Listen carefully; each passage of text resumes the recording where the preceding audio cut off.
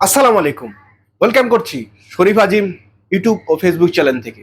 ভিন্ন মতসী যারা আছেন তাদেরকে জানাচ্ছি আন্তরিক শুভেচ্ছা।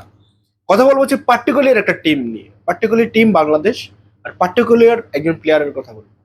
সেই প্লেয়ারের নাম হচ্ছে লিটন দাস। আমি লিটন দাসকে নিয়ে প্রচুর পরিমাণে ট্রল করেছি, অনেক প্রশ্ন করেছি, নির্বাচকদের প্রশ্ন করেছি, পাপন বাইকু পর্যন্ত প্রশ্ন করেছি, কিন্তু পার্টিকুলারই সেই জায়গায় আমি কোনো উত্তর পাইনি লিটন দাসের।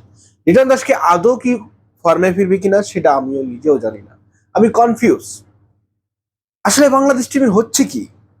কাউকে জিজ্ঞেস করলে কোনো উত্তর পাওয়া যায় না, বাংলাদেশ টিমকে খুঁজে পাওয়া যায় না। কোথায়? পার্টিকুলারলি টিম খুঁজতে বাংলাদেশ টিমকে খুঁজেই পাওয়া যায় না। আমি যতবারই বাংলাদেশের টিমের ম্যানেজমেন্টকে প্রশ্ন করেছি, ততবারই আমি অবাক হয়েছি লিটন দাস কেন দলে খেলতেছে, লিটন দাস কি পারফরমেন্স করতে আছে। আমি আসলে উত্তর খুঁজে পাচ্ছি না। আমি পাপন ভাইকে খুঁজেছি। বাংলাদেশ টিম নিয়ে যারা এত তো এত তো সমালোচনা করেন, বাংলাদেশ টিম নিয়ে যারা চিন্তা করেন, আমার মতো সাংবাদিকরা যারা বাংলাদেশ টিমকে নিয়ে কথা বলেন, আমার আসলে কনফিউজ হয়ে যায়। লিটন দাসের মতন ক্যাপ্টেন ক্যাপ্টেন শান্তর মতন লিটন দাসের মতো প্লেয়াররা কিভাবে পার্টিকুলার টিমে তুইতে থাকেন? কিভাবে তারা এই টিমকে, বাংলাদেশ টিমকে সুপার এইটে নিয়ে আসেন? আমি আসলে সত্যিকারের উত্তরটা খুঁজে পাই না। আমরা আসলে খুঁজে পাচ্ছি না সত্যটা। উত্তরটা কে দিবে? পাপন ভাই একমাত্র ছাড়া কেউ উত্তর দেওয়ার মতো।